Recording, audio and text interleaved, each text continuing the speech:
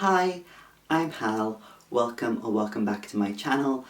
Today I wanted to have a chat through all the books that I ended up finishing and reading in April. I ended up reading a total of 7 books, and just to kind of break that down, I ended up reading 4 of those books as ebooks that I got out from my library. I read one of those books as a physical book, which is a book that I owned and bought, and then I read 2 of those books as audiobooks, which again I got from my library. The first book that I ended up reading this month was The Darkness Outsiders by Elliot Schrefer. This is a young adult kind of sci-fi thriller where we follow our main character Ambrose, who wakes up on a ship headed to the moon of Titan on a mission to try and save his sister, who sent off a distress beacon from there. She'd been sent there on a colonization mission a while ago, and things get more complicated when he realizes that there might be someone else on this ship, and they are going to have to work together to actually get to their destination. This is a little bit of an older book. It's a book that I've known about for quite a bit of time. I've just kept on putting it off because I saw the vibe of this book and I was like, oh, this is going to be incredibly sad and make me very emotional, which it did, to be fair. I cried several times while reading this book, but not in the way that I was expecting. So that was really fun. I felt like the story was really good. I really liked the setup of the story and kind of, where we go with it. I am a big fan in general of thrillery sci-fi books where someone wakes up out of cryosleep and there's other people on the ship. Have I read a bunch of those? No, the main one that I'm thinking about is one of the stories in The Ghost of Heaven by Marcus Sedgwick, but that had a really strong impression on me, so it counts. But yeah, a lot of this book is entirely up my alley, so I'm really happy that I did read it and I had such a good time. Another thing that I really enjoyed is that we are in the far-flung future, but also the cultures that our characters come from are very American Soviet Union at the turn of the space race coded. Both Ambrose and Kodiak are from this American and Soviet Union country respectively. And I'm a big Man from U.N.C.L.E. fan. I enjoy a good American and Russian have to work together to save the world plotline, and if they fall in love, even better. But yeah, I had a really good time with this. It's definitely kind of upper end of YA kind of thing. I had a great time. I would, would recommend. I ended up giving this 4 stars. The next book that I read was The Hymn To Dionysus by Natasha Pulley. I really like this book cover because it's foiled, so it there's a little halo around the city and it looks really cool. I am refilming this segment, so apologies if this clip looks slightly different to the ones before and after. I just wanted to talk about it and make sure that I got across how I feel about this book because I really enjoyed it. We are mainly following our main character Phaedros in the course of this book, who is a knight of thieves, and we follow him from his early childhood up to present day, where he has returned from a campaign in the Trojan War against the city of Troy, and kind of the fallout of that is affecting him both kind of physically and mentally kind of in this space. He's now acting as more of a teacher role within the kind of the knights, and in this kind of, state that he's in, which is not great, he ends up writing this kind of prayer to this godlike figure that he vaguely remembers meeting as a child to invite him in what Phaedros thinks is to get revenge on some actions that he's taken in the past. And following this, basically, 3 things start happening. A weird madness seems to overtake the city, and it's affecting kind of various people and a lot of the knights as well, which is impacting the fact that they were already struggling with a lack of supplies and things like that. He ends up being brought in with some of the politics and how this madness is affecting the royal family, who he has a connection to via his previous commander. And as well, he meets this witch figure called Dionysus, and that's a really kind of interesting relationship that develops throughout the course of the book, because it's this thing of, is this the person that he remembers from his past? Is this someone different? Yeah, I like the setting of this. This is like, it falls, I would describe this as kind of similar to a lot of Natasha Pulley's other historical fantasy books. However, because it is taking part in ancient Greece and there's mythological aspects to this, as you might understand, it is being pushed with a bit more of that Greek myth retelling kind of genre. I don't think it's a straight Greek myth retelling in that way, but I think that's a really interesting space for Natasha Pulley to play in, and I think that she does it really well. She's able to really craft this image of, you know, making it feel like a real place and making both the maybe more positive aspects of ancient Greek life without forgetting the more negative aspects that could be going on. I also think that this book hit me at the right time. I obviously grew up with a lot of Percy Jackson books and things like that, and there is a very specific image of Dionysus that gets portrayed in them, which is not the same as the more classical image of Dionysus that exists out there. And last year I actually was in Berlin visiting some friends, and we went to this museum or gallery thing, and they had a bunch of ancient Greek and Roman artifacts, and I had a great time. Became obsessed with Greek amphoras, but also they have a bunch of these statues of Dionysus, and I think I have one on one of the postcards on my wall. This one here, and as you can see, he's represented by this very slender male form but with long hair, kind of in that, I mean, now it gives me huge gender envy. And I think that's because it was this more kind of classical interpretation of Dionysus, I was really interested in kind of what that was. One of the things that Natasha Pulley is doing in this book is that she has obviously done research, and she has a big thesis statement about what Dionysus is the god of and what that means for us, and kind of how the things that he's a patron god of all link together and things like that. I think it's really interesting. I think that she's making a good point there, and that definitely added to kind of the vibe of this book. And yeah, I really enjoyed our characters of Phaedrus and Dionysus. I think it's fun that they were both on that little bit of a morally grey scale. They both have things that they've done that they regret. They're not solving their problems in the best of ways. And I really enjoyed it. I think that she's managed to find some really interesting aspects to the history and the kind of, that she's been able to play with that made this feel and fit into the rest of the books that she's, written. It flows very much so from everything else that she has done, and I think it's, as much as every book of hers is different, I like that they have that bit of a cohesiveness to them. And yeah, I think the other main thing is that I got to the last 10% of this book and I absolutely sobbed my way through the entire, that entire section. And it wasn't even that, it was really, really sad at the end. There were definitely some sadder and more emotional scenes. I was just really emotional about it. I insert a picture of me and how I looked when I finished this book.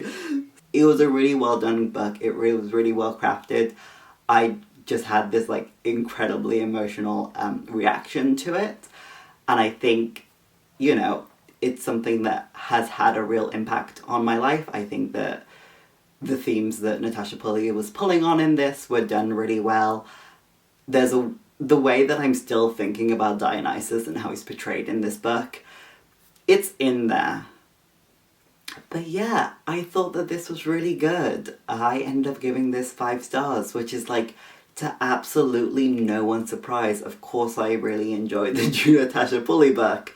I'm also glad about that because I was so excited for this book. And, it lived up to my expectations and I had a great time. And if it hadn't, I would have been crushed into a tiny little ball. The next book that I read was The Blood of Tyrants. Well, Blood of Tyrants by Naomi Novik. This is the 8th book in the Temeraire series, which is an adult historical fantasy series where we follow Captain William Lawrence, who ends up with the dragon egg that was destined to go to Napoleon. And when the dragon hatches, they end up being involved in the kind of British aerial force and being involved in the fight against Napoleon from kind of Dragonback. This book is fantastic. We start this book with Lawrence washing up on shore on Japan without his memories. It's so fun. He doesn't remember being an aviator. His last memory is of being like a like a naval captain, which was 12 years ago. He doesn't know what's going on. He doesn't know why he's in Japan. He doesn't know why he speaks fluent Chinese. Like, it's so good. It's so juicy. Obviously, that is only like the first like little bit of this book, and then there's other stuff going on with like why they're in that area and kind of what's going on. It's a bit of like, we have a little bit in China. We then have, you know, a big campaign against Napoleon in Russia, which famously does not go well for Napoleon. I think the big thing that I was absolutely obsessed with in this book was the beginning. I then did have some issues kind of concentrating when we got to a bit more of the like politicking and like war stuff, but overall I had a good time. I gave this 3 stars. And then I also read League of Dragons by Naomi Novik, which is the 9th and final book in this series. I'm done with it. I joke. I had a great time. So yeah, like where we finish in the final book is in the fight against Napoleon, kind of in Russia. We're continuing that. It's the big fight against Napoleon kind of thing. There's some other stuff going on for Temeraire and Lawrence as well. We get some fun new characters. And like we just tie everything up for Lawrence and Temeraire and like the undercurrent, which has been like the fight for dragon rights in England. I really enjoyed this whole series. I thought it was really fun. I do think it's one of those series where when you talk about all the events in like isolation, it's really fun, but the writing is quite dry. And I think that's on purpose. I do think that is like because it's of the time and it's historical in that really real way. But it does mean that like sometimes, especially because I was reading them as audiobooks, I would get distracted and they weren't the best at keeping my attention. But like I really enjoyed this story and this series, and I think it was really fun. I definitely teared up a little bit at the end of this, just thinking like, this is it, they're done. They get to have the happy ever after kind of thing. I definitely would recommend this series. I ended up giving League of Dragons again 3 stars. I think I've rated these all like 3 or 4 stars. I really enjoyed this series as a whole, but obviously just with that caveat of it's quite dry and historical, so it might not be for everyone, but I really enjoyed it and I had a great time. The next book that I read was the Warrior Cats graphic novel, The Prophecies Begin #1, which is obviously based and adapted on the work by Erin Hunter, but drawn by Natalie and drawn and inked and coloured by Natalie, Riess and Sara Goetter. Surprisingly, being a huge animal person, never read the Warrior Cat series. I put this down to 1, being much more of a horse girl than like any kind of cat girl. And then 2, when I was young there were already so many books in this series out, and I found it so overwhelming to like follow what the series were and which order you should read them in and things like that. So I never like even attempted to get into it, because the only way I was going to be able to read it was by going to the library, and the thing with libraries, as much as I love them, it's difficult to get every single book in a series like one after the other, especially when you are a child. So when I found out that there was a graphic novel adaptation and I could get it via my library, I was like, absolutely sign me up.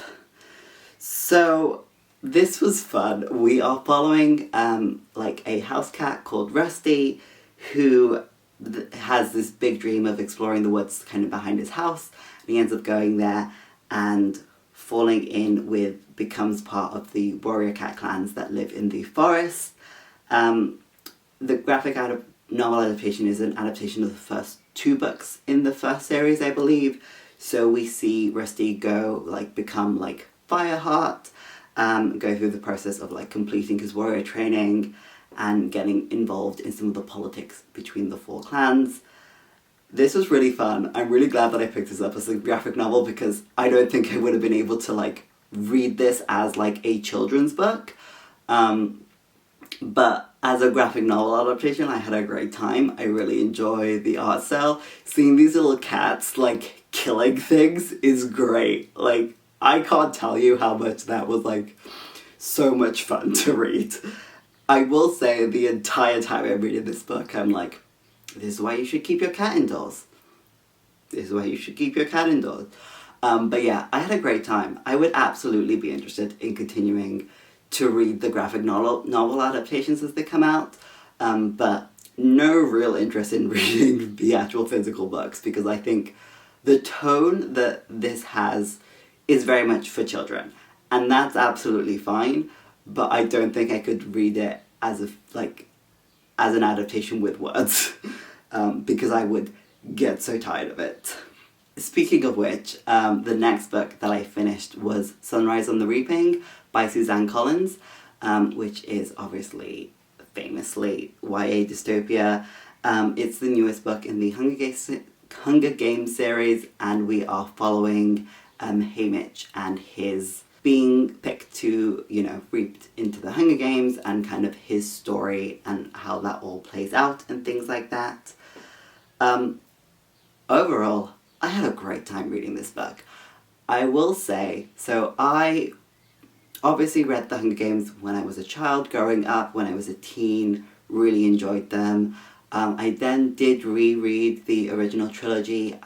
It must have been at least maximum 5 years ago because I was in my parents' house, which happened during COVID. So, and I felt like they really held up. Reading them as, more of an adult, I feel like you can appreciate a bit more about the themes that Suzanne Collins has put into her world and kind of things like that. And I had a great time. And then a couple of years ago, I also read The Ballad of Songbirds and Snakes. So I was quite excited when this was announced and going to be released, and I was just like, I'll just pick this up from my library, which I did do quite quickly afterwards as well. But yeah, I had a great time. I don't know if it is because, obviously, with the original Hunger Games, when I'm reading them, there's an element of nostalgia because I read these books growing up, and I know these characters and the story and things like that. And then I read The Ballad of Songbirds and Snakes as an audiobook in a way that I hadn't with the previous books. Reading Sunrise and the Reaping, I was like, this reads younger than what I tend to read and what I enjoy reading. And that's not a criticism of the book because it is aimed at a younger reader base, but it did mean that I struggled a bit more getting into this book than I had with the other books, because I am, simply aging out of the age range that should be reading this book. The experience that I had reading this book was a lot of, it's so, almost anthropologically, I really enjoyed, I had the same feeling with The Ballad of Songbirds and Snakes as well. It's so interesting how, the Hunger Games as a thing have developed, comparing what the Hunger Games look like in Haymitch, in Sunrise and the Reaping versus A Ballad of Songbirds and Snakes. What are the changes that, happened in Songbirds and Snakes that have, transformed, and how have they transformed into what we see in Sunrise and the Reaping, and then again, how things in Sunrise and Reaping, how things have changed again by the time that we get to the original Hunger Games book, and kind of what that, means for, the idea of, let's do a televised show of these, district children killing each other, and how that works as entertainment and as a form of control and things like that. So, I think that's really cool and really fascinating. I really enjoyed getting to see this glimpse at, the older population in District 12 when, obviously there's a lot of people that we meet in this book that turn up again in the Hunger Games, what they were like as younger people and things like that. How does Haymitch get to the place that he's at in the Hunger Games books and things like that. But yeah, I thought that was really fun, and I really enjoyed that as a way of reading this book. It did mean that I was a little bit more, maybe a little bit more emotionally detached than I have been to some of the other books, but like I had a great time. I don't think you have to read this and like in the same way that you maybe read the original Hunger Games. Like I think that was a perfectly fine reading of it and I had a great time with it. So yeah, emotionally, I held up pretty well for the majority of this book until I got to the epilogue, at which point I was like crying in a corner. But yeah, I think I had a great time. I think this was really good. It's, you know, as much as I did mention about it reading younger, I still think it's really well written and things like that. I had just a great time, like, being back in this world, and things like that. There's a couple of things that happen in this book that do, like, reframe what happens in the original Hunger Games trilogy in a way that I think is really interesting. But yeah, I think I end up giving this book 4 stars in the end. And then the last book that I ended up finishing in April was The Rebel Witch by Kristen Ciccarelli, which is the sequel to The Crimson Moth, which is again like upper end YA, you know, adulty fantasy romance novel where we're in this world where basically previously there was witches that ruled, and then there was like a French Revolution style revolution where the witch hunters came to power, as formed this new republic, but they are like executing any witches that they come across. Our main character, Rune, is a witch who has managed to kind of hide her witch status and is pretending to be like this vapid socialite, and use her position in these circles to find out information about the remaining witches and be able to secret them away to the continent, as this role is like the Crimson Moth. And we also follow Gideon, who is like a captain of the witch hunters, and he's been tasked with trying to hunt down the Crimson Moth, and he's a bit suspicious that Rune could be. So in the first book, they're very much like playing off each other to try and work out, you know, information that the other person knows. And obviously they get kind of closer during that period, and things get a bit more complicated from there. This book picks up like pretty much where we left off that first book. There's some more new complicated scheming going on at the beginning, but very quickly Rune and Gideon have to kind of align themselves again to kind of work on each of their own individual plans, with the plan of like they're both gonna like betray the other one. And that's not gonna, that doesn't happen, and it wasn't going to happen. And yeah, like, I think this was fun. The first book that I read, I was, like, so engrossed, and even though I had, like, you know, nitpicky, you know, I had some issues with it, there were certain parts in this book that, like, I just, like, physically could not put it down, and I was reading a lot more than what I tend to read in a day, which is, like, what I'm comfortable at reading, and is it, like, feasible goal for me. So the fact that I would just sit there and read this for, like, hours meant that, like, I was really engrossed in it. I was really, like, compelled by the story, whereas this did not hit me in the same way, and I felt like I could, you know, some of those flaws that were present in that first book were a lot more obvious on this time. I felt like a lot of the solutions were very obvious. Like, as soon as something got brought up, you'd be like, oh, that's gonna solve our problem, like, 2 chapters down the line. It was very convenient how everything also got sorted itself out. You know, there were bits where you were like, oh, this is a real consequence that might happen, and then you got given a solution for it, and you're like, okay, it's fine. This is gonna be sorted out, isn't it? And it was, and like, you know, it's that thing of, I want consequences, I want things to not work out perfectly. I also did want them to have, like, a happy ending and everything like that, but, you know, it lacks some of the grit that I think you can have in kind of one of these stories. The idea of this book is like, can we create like a better world? And I felt like that was a bit rushed and just like, of course it's going to work out. Don't worry about it. Are you going to show me the effort and the time that it's going to take to do that? Not really. A lot of that happens in like a time skip between like the end of this book and the little epilogue that they have. But yeah, like at the end of the day, I do like these characters. I think that their relationship is, like, really strong, and interesting, and, like, as much as they were, like, having the same argument of, like, you know, they would get a little bit close, and then one of them would find out the other one's planning to betray them and things like that, like, it was still fun. I overall had a fun time. but I did rate this book 3 stars, whereas I rated the other one 4 stars. So yeah, that's how I felt about all the books this month. Overall, I had a good time. I had a fun reading month. Nothing is gonna hit the, like, emotional, like, thing that I had after reading the Hymn To Dionysus, but, like, nothing was going to. And also I would like to show, for the class, for my points on the darkness outside us, please look at the back of my phone case, which has a gum trading card of the Man from U.N.C.L.'s 60s TV show, to let you know how insane I am about these people. But yeah, that was everything that I read. I have, since it is the 3rd of May, I have finished 2 books in May so far.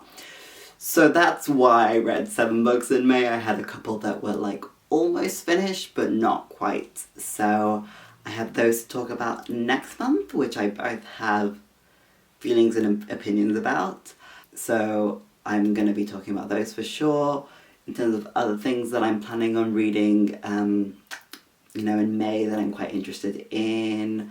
I'm possibly going to be starting a new long audiobook series. It's going to be, you know, I'm going to try the first book and see if it helps. It's a bit more of, like, a mystery series than, like, fantasy series, which I tend to listen to as long audiobooks, but I am itching for a new series. I know that I've just finished the Tamara series, but I'm itching to try something else.